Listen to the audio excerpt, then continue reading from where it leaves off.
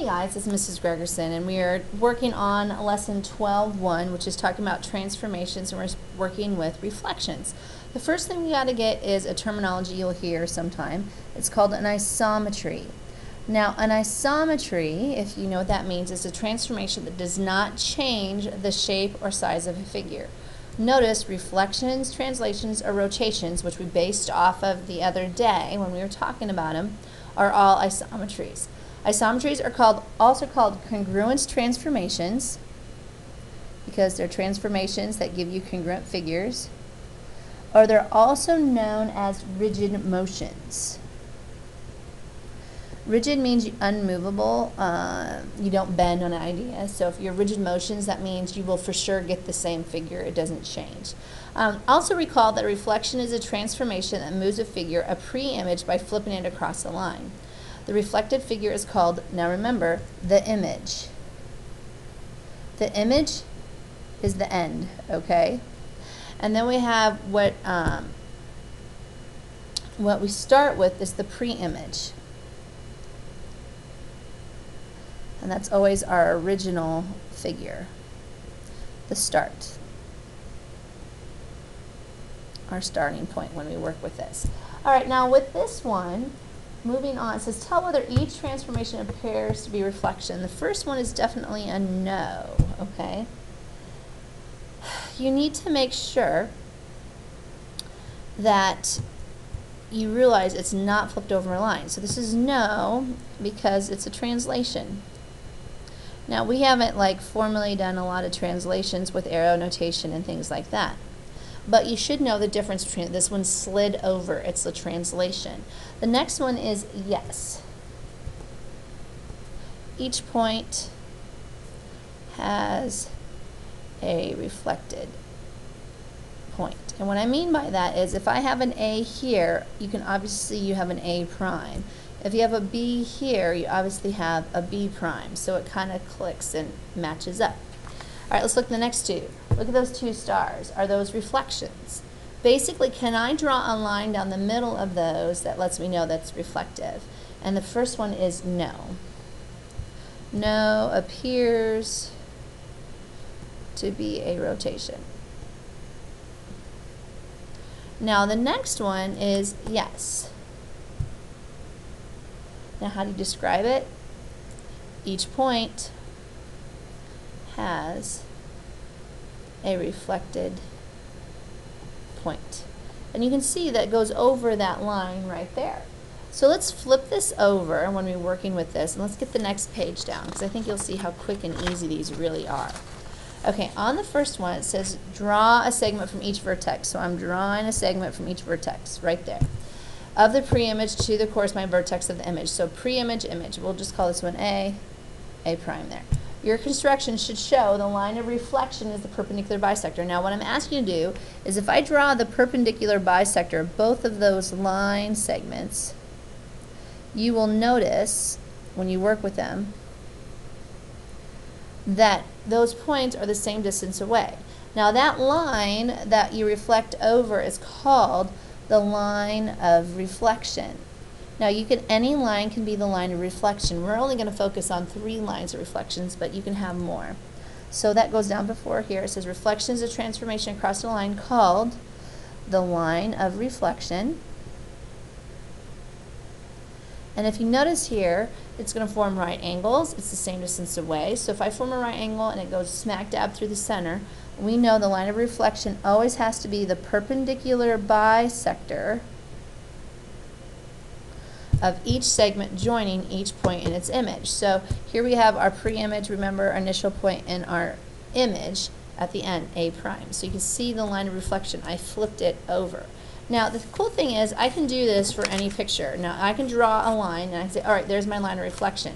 So in order to do that, we're going to do this really rough, but the way that I do it is I'm going to sit there and I can eyeball pretty good by now a right angle. So I'm just going to draw a line through each vertex.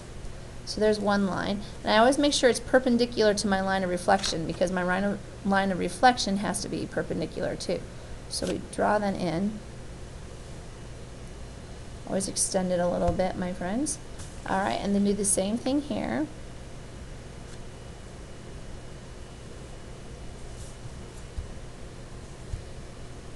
Now, mark. I have these, I'm going to mark. If I mark here, I go the same distance away, and so I mark where my vertex would be. If I go same distance away, that's this mark. Alright, so now I can draw my vertices in, and now I'm making my image of the reflection. That's not too bad. I did a pretty good job. If I would have drawn a little more accurately here, so this would be A, and this is A prime. B, this is B prime. C, this is C prime. So you can see it's very easy to draw the reflection. Now, it gets a little more complicated when you have a little more complicated of a diagram. Now with this, it's pretty simple. Once again, I go through each vertex, I just make sure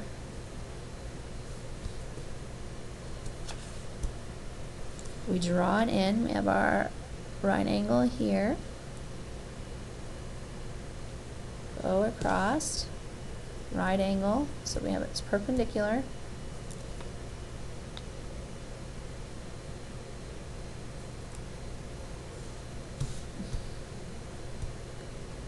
Alright, and then we have our right angle down below.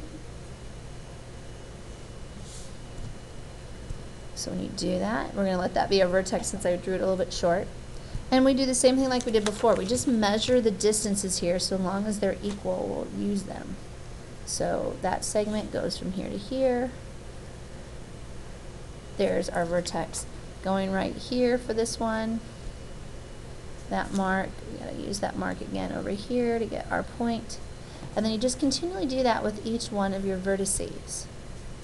This isn't very exciting to watch, I'm so sorry. And if you only do one of these triangles, that's totally fine. I can totally understand why you would not do more than that. And then we get our last one here. There's our right angle.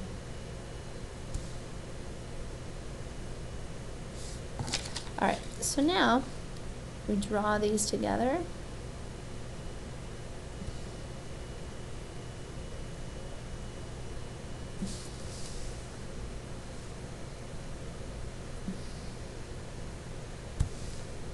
And we draw our vertices.